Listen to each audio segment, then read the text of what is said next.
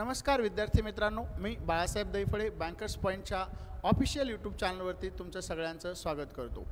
आज आपण एक नवीन इनिशिएटिव्ह ज्यामध्ये आपल्याकडचे जे सिलेक्ट झालेले विविध क्षेत्रांमधील विद्यार्थी आहे यांच्या सिलेक्शन कोणत्या प्रकारे झाले, यांना काय अडचणी आल्या, त्यामध्ये यांनी कशी तयारी केली, असे वेगवेगळे जे विद्यार्थ्यांचे छोटे छोटे प्रश्न असतात तर त्या प्रश्नांवरती विद्यार्थ्यांसोबत एक चर्चासत्र म्हणून आपण एक परीक्षेवर बोलू काही हा एक नवीन इनिशिएटिव्ह चालू करतो। यामध्ये आपला आजचा पहिला विद्यार्थी आहे योगेश शिंगळे। योगेश, मी तुझं बँकर्स पॉईंटच्या या प्लॅटफॉर्मवरती स्वागत करतो। योगेशबद्दल थोडीशी माहिती मी अगोदर सांगतो। योगेश हा 2022च्या एंडिंगला म्हणजे सेकंड इयर संपल्यानंतर आपल्याकडे जॉईन झाला होता। त्यानंतर 2022च्या 5th सेमिस्टर, त्यानंतर 23चे दोन्ही सेमिस्टर झाल्यानंतर मी त्यावेळेसच बऱ्याच विद्यार्थ्यांना सांगत होतो की योगेशचं सिलेक्शन हे विथिन 6 मंथमध्ये होईल, कारण त्याची कुठली पार्श्वभूमी तशी नव्हती, त्याच्या घरामध्ये कोणीही नोकरीला नव्हतं, परंतु त्याची जी मेहनत घेण्याची जी पद्धत होती, तो ज्या पद्धतीने बॅच करत होता, बॅच झाल्यानंतर होमवर्क करत होता, त्यानंतर पुन्हा तो अभ्यास करत होता, त्याच्यावरून डेफिनेटली जाणवत होतं की याचं कुठंतरी सिलेक्शन 6 महिन्यामध्ये होईल। आणि पुढच्या वर्षी म्हणजे 2024मध्ये सगळ्या परीक्षा पास झाल्यानंतर देखील त्याने भरपूर सारे इंटरव्ह्यूज दिले, पण इंटरव्ह्यूजमध्ये काही मार्काने म्हणा थोड्याशा मार्कानंतर त्याचं सिलेक्शन हुकलं। त्याची जिद्द पाहता त्याने 2025मध्ये म्हणजे आता जानेवारी ते एप्रिल मेच्या दरम्यान त्याने जवळपास 6 वेगवेगळ्या ऑर्गनायझेशनमध्ये सेंट्रल गव्हर्नमेंटच्या त्याचं सिलेक्शन झालेलं आहे। त्याबद्दल योगेश तुझं बँकर्स पॉईंटतर्फे पुनश्च एकदा अभिनंदन। आता मी सुरुवात करतो। योगेश, तुझं पूर्ण नाव आणि थोडंसं तुझ्याबद्दल माहिती थोडक्यात एकदा आपल्या विद्यार्थ्यांना दे। धन्यवाद सर, ही संधी तुम्ही मला दिली। माझं नाव इंगळे योगेश रवींद्र, मी धनेगाव लातूर इथून आलेलो आहे। मी ग्रॅज्युएशन माझं राजेश शाहू महाविद्यालयातून केलं, त्याच्यानंतर 3rd इयरपासूनच मी बँकिंगच्या प्रिपरेशनसाठी चालू केलं। सरच्या गायडन्सखाली बॅच वगैरे केली, त्याच्यानंतर प्री आणि मेन्स असा टप्पा माझा चालत राहिलेला आहे। ओके, तुझं सिलेक्शन कोणकोणत्या परीक्षांमध्ये झालेलं आहे फायनल, ते पण एकदा विद्यार्थ्यांना सांगितलं तर बरं राहील। सिलेक्शन IDBIचं एक्झिक्युटिव्ह JAM, त्याच्यानंतर NICLमध्ये असिस्टंट, IBPS PO आणि IBPS क्लर्क ह्याच्या दोन्हीमध्ये पण झालेलं आहे। तर योगेशचं IBPS POमध्ये PO through bank of इंडियामध्ये सिलेक्शन झालेलं आहे फायनल, त्यानंतर सेंट्रल बँक ऑफ इंडियामध्ये क्लेरिकलचं झालेलं आहे। त्याच पद्धतीने त्याने NICLची असिस्टंटची मेन्स देऊन, मी त्याला स्वतः LPT देऊ नको म्हटलं, कारण काय होतं बऱ्याच वेळेस विद्यार्थी उगं रिझल्ट लावण्यासाठी परीक्षा देत असतात, परंतु आपल्याला जॉईनच करायचं नसेल तर अशा केसमध्ये एखाद्या विद्यार्थ्यांचं 6 महिन्याचं वर्षाचं नुकसान का, म्हणून त्यासाठी मी त्याला LPT नको देऊ म्हटलं, तर त्याने माझं ऐकून ती LPT पण दिलेली नाही, तर त्या NICLमध्येही डेफिनेटली त्याचं सिलेक्शन झालं असतं, बरोबर का? ओके, त्यानंतर आता तू जॉईन केल्यानंतर तुला कोणकोणत्या अडचणी आल्या सुरुवातीला? स्टार्टिंगला तर असं होतं की बॅच चालू केली आपण, तर त्यावेळेस थोडं अंडरस्टँडिंगला थोडं प्रॉब्लेम येत असते, म्हणजे लगेचच समजायला नाही लागत। थोडं आपण पेशन्स ठेवून जर बॅच कंटिन्यू केली, प्रॅक्टिस वगैरे करत राहिलो, तर त्याच्यानंतर ते समजत जाते आणि प्रॅक्टिस केली की मग तर डाऊट पण क्लिअर होतात, आणि जसं प्रॅक्टिस करेल आपण तसा कॉन्फिडन्स पण येत जातो। जसं योगेशने सांगितलं की दररोज आपण जर प्रॅक्टिस केली तर त्यामधून आपल्याला कॉन्फिडन्स बिल्ड होतो। आणखीन एक प्रश्न आहे की आता तू ग्रामीण भागातून आहे, तुझी कुठली पार्श्वभूमी मला वाटतं म्हणजे घरातील कोणीही नोकरीला नाही, नाही असं कोणी झालेलं नाही घरात, तर मी फर्स्टच आहे। बऱ्याच विद्यार्थ्यांच्या मनात अशी शंका असते की म्हणजे कोणीतरी नोकरीला असलं तरच आपल्याला नोकरी लागते, किंवा जर तसं वातावरण असेल किंवा मग आपण पुणे मुंबई अशा शहरांमध्ये गेलो, इतर शहरांमध्ये गेलो लातूर सोडून, तरच नोकरी लागते। याबद्दल तुझं मत काय आहे वैयक्तिक? तसं काहीच नसतं, किंवा पाठीमागं काय पुढे काय सगळं आपल्या प्रॅक्टिसवर असतं। पहिल्यापासून सर आता बॅचमध्ये आम्हाला सांगत होते, डायरेक्शन देत होते, बाबा तुम्ही किती प्रॅक्टिस करता त्याच्यावरच तुमचं सिलेक्शन ठरेल, कारण आपण प्रॅक्टिस किती करतो आणि आपल्याला किती येतं त्याच्यावरच एक्झाम सुटणार आहे किंवा क्वेश्चन सुटणार आहेत, आणि त्याच्यावरच सिलेक्शन होणार आहे। हे कुठंही जरी गेलं तर प्रॅक्टिसला पर्याय नाही, कारण जोपर्यंत प्रॅक्टिस आहे तो तेव्हाच सिलेक्शन आहे। तू तुझ्या म्हणजे 2022ला तू इथे आला होतास एंडिंगला, 23-24 आणि आता 25मध्ये तर सिलेक्शनच झालेलं आहे तुझं. तर त्यासाठी तू आता कोणकोणते स्टडी मटेरियल यूज केलं, त्यानंतर तू दररोज किती तास अभ्यास करत होता. सगळ्यात महत्त्वाचं काय असतं, बरेच मुलं काय करतात, बॅच जॉईन करतात आणि 6 महिन्यातच ड्रॉप आउट होतात, म्हणजे ते सोडून जातात. आपल्या बसची बात नाही आहे, आपण करू शकत नाही, खूप अवघड आहे. मग तुला काय वाटतं याबद्दल, आणि तू किती तास डेली अभ्यास केला, त्यानंतर तू कोणकोणते पुस्तकं वापरले, त्यानंतर तू ऑनलाईन आता टेस्ट दिल्यात, तर ऑनलाईन टेस्टमध्ये काय अडचणी आल्या होत्या, तर त्या पण तू कोणत्या वापरल्या हे एकदा विद्यार्थ्यांना सांगितलं तर बरं होईल. स्टार्टिंगला आता बॅचमध्ये सरने म्हणले की बाबा स्टार्टिंगला बॅच जर केली त्याच्यानंतर आपल्याला जमत नाही म्हणून प्रत्येक असं काही जण सोडतात. तसं काहीच नसतं. पहिल्यांदा काही जमत नाही हे 100% आहे, कारण अंडरस्टँडिंग आपली तेवढी नसते की डायरेक्ट आपल्याला सगळं जमायला लागेल. तुम्ही जर पेशन्स ठेवून प्रॅक्टिस केली तर थोडं थोडं थोडं समजत जाते. आता ऑनलाईनचे वगैरे जर हे म्हणलं तर स्टार्टिंग मी बॅचला जेव्हा होतो तेव्हा अड्डाच्या क्विजेसपासून मी चालू केलं होतं. त्याच्यानंतर मग थोडं थोडं जशी माझी प्रॅक्टिस वाढली त्याच्यानंतर फुल लेंथ मॉकवर मी शिफ्ट झालो. त्या फुल लेंथ मॉकसाठी मी गाईडलीचं तिथून स्टार्ट केलं होतं. मग गाईडलीचे बंडल PDF वगैरे अशीच प्रॅक्टिस करत हे झालं. आता बऱ्याच विद्यार्थ्यांच्या मनामध्ये एक प्रश्न असतो की बँकिंग खूप अवघड आहे. सगळ्यात सोपा क्वेश्चन तुझ्यासाठी, तुला काय वाटतं? तसं बघायला गेलं तरी सगळंच अवघड आहे, पण मला वाटतं की बँकिंग थोडे बरी आहे, कारण एवढी अपॉर्च्युनिटी आणि एवढी फ्रिक्वेंटली. आता आपण जर बघितलं तर जानेवारीमध्येच IPS कॅलेंडर देतं की बाबा आता कोणत्या डेटला एक्झाम होणार आहे, कुठल्या डेटला रिझल्ट लागणार आहे, किती जागाचं नोटिफिकेशन येते थोड्या दिवसात. एवढी सुटेबिलिटी किंवा एवढी ॲप्रॉक्झिमेशन कुठंच नाही, कारण डायरेक्ट त्यांनी अपॉर्च्युनिटी दिलं आहे तुम्हाला की बाबा सिलेक्शन घेण्यासाठी चान्स आहे, तुम्ही जर घेतला तर आहे, जर डिफिकल्ट टाईम आले तर डेफिनेटली नाहीच चान्स. बरोबर, म्हणजे तुझा म्हणण्याचा उद्देश हा आहे की मीही विद्यार्थ्यांना सांगत असतो वर्षभरामध्ये 30+ वेगवेगळ्या एक्झाम्स होत असतात. पण तुम्ही जर म्हटले कोणती गोष्ट अवघड आहे तर तुमच्यासाठी डेफिनेटली ती अवघडच राहणार आहे.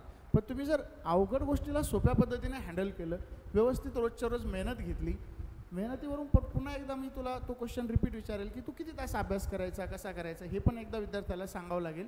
पण मेहनत घेतली तर डेफिनेटली यश मिळू शकतं. फक्त आपल्याला साधारणतः म्हणजे पूर्ण डेडिकेशनने आणि कन्सिस्टन्सी ठेवावं लागेल. कारण मी योगेशचं बघत होतो की इवन योगेश दिवाळीच्या दिवशीसुद्धा अभ्यास करायचा म्हणायचा. दिवसभर दिवाळीला घरी काही काम नसतं, रात्री आपल्याला थोडेसं देवाचे पूजा वगैरे करायची असते, फटाके वगैरे फोडायचे असतात, किंवा जो काही एन्जॉय असतो तो 6च्या नंतर असतो. तो इवन दिवाळीच्या दिवशी देखील आपलं ऑफिस योगेशमुळं ओपन होतं. तर अशा पद्धतीने जर डेडिकेटेडली केलं तर मला वाटतं अवघड या जगात काहीच नाही. कारण तोही एक ग्रामीण भागातून आलेला विद्यार्थी आहे आणि ग्रामीण भागातील विद्यार्थी लोक ओरडतात की यार नोकऱ्यांनी, जॉबनी, असं झालं तसं झालं. इवन त्याचं एज्युकेशनसुद्धा प्लेन BCom आहे. असं काही नाही की तो खूप जास्त इंजिनिअरिंग शिकला, मेडिकल शिकला, किंवा कुठल्या तरी हायर इन्स्टिट्यूटमध्ये शिकून आलेला आहे. खूप जास्त त्याच्यासाठी त्याला मेहनत घ्यावी लागली. साधारण आपल्या जिल्ह्यामधील टॉपच्या कॉलेजमध्ये शिकलेला हा विद्यार्थी आहे आणि त्यातून रेग्युलर मेहनत घेऊन त्याने हे यश मिळवून दाखवलेलं आहे. तर आणखी परत एकदा मी तेच क्वेश्चन विचारतो की तू किती तास डेली अभ्यास करत होता. म्हणजे थोडंसं आपलं प्लॅनिंगच सांग ना, की सकाळी जसं आपण 6ला उठतो, 6 ते 7 ठीक आहे डेली रुटीन, त्यानंतर 7 ते 10 मी थोडं हे केलं, नंतर 10 ते, असं थोडक्यात एकदा माहिती थोडीशी विद्यार्थ्यांना दिली तर बरं राहील. त्यांनाही म्हणजे अभ्यास कसा करायचा हे कळेल थोडक्यात. स्टार्टिंगला माझा शेड्यूल तर 7 ते 8मध्ये मी रिडिंगमध्ये जाण्याचा प्रयत्न करत होतो. त्याच्यानंतर गेल्याच्यानंतर GK करायचं 1-2 घंटे. त्याच्यानंतर मग इंग्लिशचं थोडं वोकॅब वगैरे किंवा एडिटोरियल रीडिंग वगैरे ही करून घ्यायची. त्याच्यानंतर मेन्सचा PDF, सध्या तरी आता मेन्सचा डे सोडवायचा, गाईडलीचा बंडल PDF मधला एक डे. त्याच्यानंतर प्रीचा, त्यानंतर आपल्याला जे टॉपिक जमत नाही त्याच्यावर थोडी प्रॅक्टिस करायची. त्यानंतर 7 ते 8मध्ये एडिटोरियल वाचायचं, म्हणजे द हिंदूचं रीडिंग करायची 1 घंटा. त्याच्यानंतर मग जे काय केलं त्याचं थोडंसं असं रिव्हिजन करून अजून जे काही टॉपिक राहिलेत किंवा जमत नाहीत त्याच्यावर प्रॅक्टिस करत राहायची. असा माझा सकाळी 7 पासून ते मिनिमम रात्री 10 पर्यंत असा शेड्यूल राहत होतं. तुझ्यासाठी सर्वात अवघड विषय कोणता होता आणि त्याला तू कसं मेकओव्हर केलं, म्हणजे कसं त्याला कव्हर केलं? आता तसं बघायला गेलं तर सगळ्याला थोडं स्टार्टिंगमध्ये इंग्लिश थोडं डिफिकल्ट जातं, इंग्लिश आणि क्वांट. पण जशी आपण त्यामध्ये इंटरेस्ट वाढवतो किंवा रिडिंग वाढवली जर इंग्लिशमध्ये, तर सरला मी जेव्हा रिझल्ट येत नव्हते त्यावेळेस मी सरला बोललो होतो की सर म्हणलं इंग्लिश थोडं डिफिकल्ट जाते. तेव्हा सरने बोलत एक पॉईंट सांगितला होता की बाबा तू रिडिंग वाढवून बघ. त्याच्यानंतर डेफिनेटली तुला ती जमेल. मग जेव्हा मी रिडिंग वाढवली त्याच्यानंतर मला इंग्लिश ही सोपीच वाटायला लागली. तसंच क्वांटमध्ये होतं. क्वांटला तर सरपासूनच शिकलेलं आहे. जशी जशी प्रॅक्टिस केली तसं तसं एकदम स्कोअर वाढत गेला आणि सिलेक्शन पण झालं. ओके. म्हणजे थोडक्यात बऱ्याच वेळेस काय होतं, म्हणजे माझाही हा वैयक्तिक अनुभव आहे की मुलं काय करतात, अभ्यास करत असताना समजा मला एखादा टॉपिक येतो आणि आवडतो किंवा एखादा विषय माझ्या आवडीचा आहे, समजा क्वांट माझ्या आवडीचा आहे, तर मी काय करणार, क्वांटच सॉल्व करणार. पण क्वांटमध्ये पण काय करणार मी, समजा मला एकच टॉपिक येतो, पर्सेंटेज येतो, ॲव्हरेज येतो, रेशो, तर अशा केसमध्ये काय होतं, मी त्याला सॉल्व करत बसतो. त्याच्यामुळे मी अपग्रेड होत नाही. माझी फक्त काय होतं, सराव होतो, त्याची स्पीड वाढते. पण मला जेवढे ॲक्च्युअल मार्क्स पाहिजे तेवढे मला त्या परीक्षेत भेटणार नाही आहे. मग त्यासाठी योगेशने सांगितले की जे येत नाही त्याची प्रॅक्टिस करा. म्हणजे तुम्ही काय होणार आहे, जर ह्या परीक्षेत जरी एखाद्या XYZ परीक्षेत फेल झाले, वर्षभरात 30-40 परीक्षा आहे, मग पुढच्या परीक्षेत तुम्हाला मार्क्स ग्रो करायचे असेल तर तुम्हाला जे येत नाही ते करावं लागेल. मग तुम्हाला इंग्लिश अवघड जातं, त्यासाठी रिडिंग वाढवा, तुमची मॉक टेस्ट वाढवा, त्यानंतर तुम्ही काही PDF तुमच्याकडे असतील तर त्या PDF तुम्हाला जास्त सोडवावे लागेल. मग आपण काय होणार आहे, त्याचं आपलं अपग्रेडेशन होणार आहे आणि मग आपले तिथं मार्क्स वाढणार आहे. बरोबर. त्यानंतर असा एक क्वेश्चन आहे की बरेच मुलं, आता तूही ग्रामीण भागातून आलेलं आहे, तर बऱ्याच मुलांच्या डोक्यामध्ये हा एक प्रश्न असतो की आता इंटरव्ह्यू असणार आहे, मग इंटरव्ह्यू, आता तू मागच्या वर्षी 2 इंटरव्ह्यू दिले, ते RRB आणि IBPS झालं नव्हतं, आय थिंक का झालं होतं, SBI दिला होता बहुतेक, IBPS दिला होता मागच्या वेळेस. तर आता तू बऱ्याच 2-4 इंटरव्ह्यू तरी दिलेस तू आत्तापर्यंत, तुझा इंटरव्ह्यूचा वैयक्तिक अनुभव कसा आहे तो एकदा शेअर करशील आपल्या विद्यार्थ्यांना? स्टार्टिंगला तर थोडं वाटतं की बाबा आपण कधी स्टेज करेज हे नसतं आपल्याकडं, कधी बोललेलं नसतं कुठं, त्याच्यामुळे थोडंसं डिफिकल्ट जातं.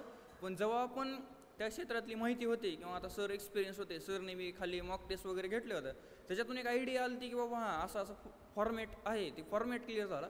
त्याच्यानंतर मी थोडी प्रॅक्टिस केली. फर्स्ट अटेम्प्ट जेव्हा IBPS दिला होता त्यावेळेस काही झालं नाही, म्हणजे काही गोष्टी चुकल्या. त्याच्यानंतर मग थोडं इम्प्रूव्हमेंट करून आत्ता ह्या टर्मला मी 5 इंटरव्ह्यू दिले ते, त्याच्यामध्ये सिलेक्शन तर झालेलंच आहे माझं 4, तर फक्त एका जागी झालं नाही. पण इंटरव्ह्यू डेफिनेटली इझीच आहे. थोडं आपण पर्सनॅलिटी वगैरे डेव्हलपमेंट केलं आणि आपलं बॅकग्राऊंड, तर डेफिनेटली इंटरव्ह्यू पण इझीच आहे. ओके.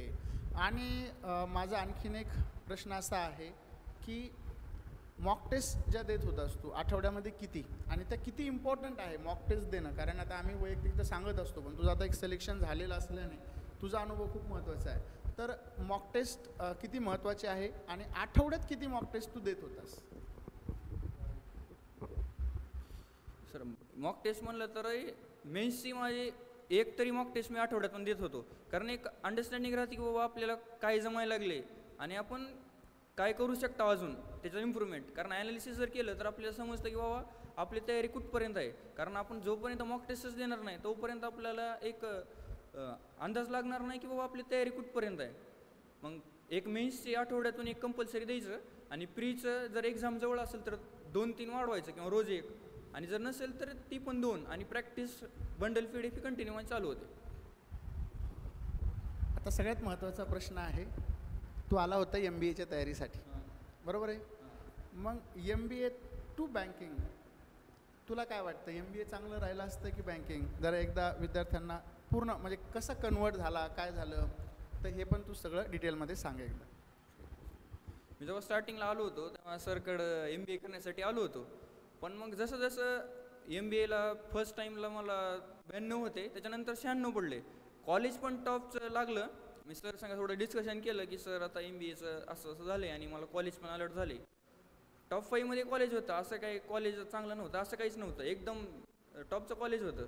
पण मी जेव्हा सरसोबत डिस्कस केलं की सर असं आहे, तेव्हा आता त्याची फीस पण असते तेवढी, आणि अजून जर आपण MBA केलं तर सिलेक्शन झालं तरी आपल्याला गॅरंटी नाही राहत, कारण टार्गेट आहे, प्रेशर आहे, त्याच्यानंतर काही त्यात गोष्टी येतात. त्याच्यामुळं एक सिक्युअर जर फ्युचर म्हणलं तर इकडे बँकिंगमध्ये होतं आणि तयारी पण झालेली होती, त्याच्यामुळे मी बँकिंगकडे शिफ्ट झालो. आणि जर करायचं असेल तर MBA आणि बँकिंग ही दोन्ही पण असं करू शकतो, असं काहीच वेगळं नाही त्याच्यामध्ये पण, आणि चांगली पर्सेंटाईला पण घेऊ शकतो इथं पण. थँक्यू. तर मी हा क्वेश्चन याच्यामुळे विचारला, करंटली MBAचे CETचे रिझल्ट्स आलेले, आपले बरेच विद्यार्थी 95, 94, 96 पर्सेंटाईल मार्क्स घेऊन त्यांची तयारी पण आहे. मग आता योगेश पण ह्याच पद्धतीने जेव्हा 96% मार्क्स त्याला पडले होते आणि त्याने कॉलेज अलॉटमेंट झाल्यानंतर मला म्हटलं सर माझे एक 5-6 लाख रुपये फीस आहे पर ॲनम, कॉलेज टॉपचं आहे, मग आता ह्या पद्धतीमध्ये काय करू. तर कॉलेज जर टॉपचं आहे आणि तिकडे ॲडमिशन घेतल्यानंतर कसं राहील. मग म्हटलं तुझी फी भरायची तयारी आहे का. तो म्हटलं सर मी ग्रामीण भागातून आलेलो आहे, तेवढी परिस्थिती जेमतेमच आहे, पण ॲडजस्ट करायला सांगितले घरच्यांना तर नक्कीच ते पैसे देते. पण मग मी त्याला त्यावेळेस ही सल्ला दिला होता आणि विद्यार्थ्यांनाही सांगू इच्छितो की तुम्ही जर एखाद्या चांगल्या कॉलेजला जरी समजा तुमचं ॲडमिशन भेटलं, 5-6 लाख रुपये तुमची ही पर ॲनम फीस प्लस वरून तुम्हाला मिनिमम 5,000 रुपये मंथली खर्च प्लस 12 महिने 12-12 24 महिने जर तुम्ही पकडले तर 1-2 लाख रुपये ते तुमचे एक्स्ट्रा प्लस काही आणखीन व्हिजिट्स असतात, प्रोजेक्ट असतात. तर ह्यामध्ये भरपूर सारा पैसा त्याला मी वैयक्तिक सांगितलं होतं तुला की भरपूर खर्च तुझा होणार आहे. आणि त्यानंतर तुम्हाला एखादी प्रायव्हेट नोकरी जिचं पॅकेज मे बी 4 लाख पण असू शकतं, 5 लाख असू शकतं, 15 लाख पण असू शकतं. पण तेव्हाही मी योगेशला सांगितलं होतं की जर तू चांगली तयारी केली अजून थोडीशी तर तुला POची नोकरी लागेल. आणि समजा एखाद्या लातूर, सोलापूर, धाराशिव सारख्या शहरामध्ये, संभाजीनगरसारख्या शहरामध्ये तुला जर ती नोकरी लागली तर तिथं मिनिमम तुमचा पगार 70-80 हजाराच्या वरच तुला भेटणार आहे. फक्त थोडीशी तिकडं तू जे 2 वर्ष स्पेंड करणार आहे ते प्रॉपरली तुला इथं स्पेंड करावे लागेल. आणि तेव्हा त्याने ऐकलं आणि त्या पद्धतीने मेहनत घेतली. तर आज त्याचं MBA कंप्लीट झालं असतं, कारण त्याचं 2023 जूनला मला वाटतं 2023 जूनला रिझल्ट लागला होता डिग्रीचा. म्हणजे 24 जूनला MBA फर्स्ट इयर आणि 25 जूनला त्याचं कंप्लीट झालं असतं जूनमध्ये आणि नंतर नोकरी लागली असते. मग ते जर तर आहे पुन्हा एवढे पैसे खर्च झाल्यानंतर. पण आज त्याच्याकडे 4-4 नोकऱ्या 5-5 नोकऱ्या त्याच्या हातामध्ये आहे आणि श्युअरिटी गव्हर्नमेंटचे जॉब आहेत सगळे. मग म्हणून विद्यार्थ्यांना मी बऱ्याच वेळेस सांगत असतो की MBAच्या ऐवजी तुम्ही हे देखील करू शकता. पण जर तुम्हाला खूप कॉन्फिडन्स असेल, तुमची खर्च करण्याची तयारी असेल तर त्या केसमध्ये तुम्हाला MBA देखील करता येईल. अजूनही विद्यार्थी मित्र हो, तुम्हाला काही तुमच्या मनामध्ये शंका असतील तर तुम्ही त्या कमेंटमध्ये काय करू शकता, विचारू शकता. ज्या शंकां मी आता योगेश हा आपला पहिला कॅन्डिडेट होता, आणखी भरपूर कॅन्डिडेट आपण याच्यामध्ये आपले हां सरांचं असं एक म्हणणं आहे की आणखीन एक क्वेश्चन आत्ताच म्हणजे कमेंटमध्ये टाकण्यापेक्षा मी लाईव्ह विचारतो. तर त्यांचं म्हणणं आहे की एखादा आता जसं तू सेकंड इयरच्या एंडिंगला स्टार्ट केलं होतं, तर एखादा विद्यार्थी जर डिग्रीला असेल तर त्याने सुरुवात केव्हा केली पाहिजे, तुला काय वाटतं. मी तर सांगतोच नंतर. सुरुवातीचं जर म्हणलं तरी सेकंड इयरच्या एंडिंगला ठीक आहे, कारण आपलं थर्ड इयरमध्ये प्रॅक्टिस होऊन जाते आणि जेव्हा आपण एलिजिबल होतो थर्ड इयर ग्रॅज्युएशन झाल्यानंतर आपण लगेच एक्झाम द्यायला ॲप्लिकेबल होऊ शकतो. ओके, म्हणजे फर्स्ट इयर पास झाल्यानंतर फर्स्ट इयरला का आम्ही प्रिफर करत नाही तर फर्स्ट इयर नवीन मुलांसाठी कॉलेज हे नवीन असतं आणि कॉलेजमधले सब्जेक्ट स्टाफ हे सगळं मॅनेज होण्यासाठी किंवा त्यांचं एक म्हणजे एकमेकांना स्वभाव कळण्यासाठी फर्स्ट इयरमध्ये पुन्हा पेपर कसे द्यायचे, परीक्षा पद्धती कशी असते, तर हे सगळ्या बऱ्याच गोष्टी नवीन सिलॅबस तर हे सगळं तुम्हाला समजण्यासाठी फर्स्ट इयर सफिशियंट आहे. म्हणजे सेकंड इयरला तुम्ही ज्यावेळेस जाता तेव्हापासून तयारी जर तुम्ही केली तर अगदी उत्तम. फक्त त्याच्यामध्ये एकच गोष्ट लक्षात ठेवा, शॉर्ट टर्म ड्रीम ठेवू नका. 2 आणि 4 महिन्यात नोकरी लागत नसते. म्हणजे 2 वर्ष म्हणजे आता सेकंड इयर थर्ड इयर 2 वर्ष प्रॉपर आहे. थर्ड इयर झाल्यावर 6-7 महिने जरी वर्षभर जरी तुम्ही चांगला अभ्यास केला कन्सिस्टन्सी तर तुम्हाला या जगात कोणीच अडवू शकणार नाही तुमचा रिझल्ट येण्यापासून. फक्त तुम्हाला एक कन्सिस्टंट ठेवावं लागेल. नाही तर मुलं काय करतात, ॲडमिशन घेतात सेकंड इयरला असताना 2-4 महिने क्लास करणार नंतर काहीच करणार नाही. मग अशा केसमध्ये मात्र तुम्ही सक्सेस होऊ शकणार नाही. परत एकदा मी तुम्हाला सांगतो की तुमच्या मनामध्ये काही शंका असतील तर तुम्ही त्या कमेंटमध्ये किंवा आपला एक नंबर खाली स्क्रोल होतोय त्या नंबरवर पण तुम्ही मेसेज करून विचारू शकता, जेणेकरून आपण परीक्षेवर बोलू काही ह्या इनिशिएटिव्हमध्ये जो दुसरा कॅन्डिडेट येईल त्याच्यासोबत त्या क्वेश्चनचं डिस्कशन करू. योगेश, तू आपल्या या स्टुडिओमध्ये आला त्याबद्दल तुझं बँकर्स पॉईंट व बाळासाहेब देपे मी माझ्या वतीनं तुझं धन्यवाद करतो.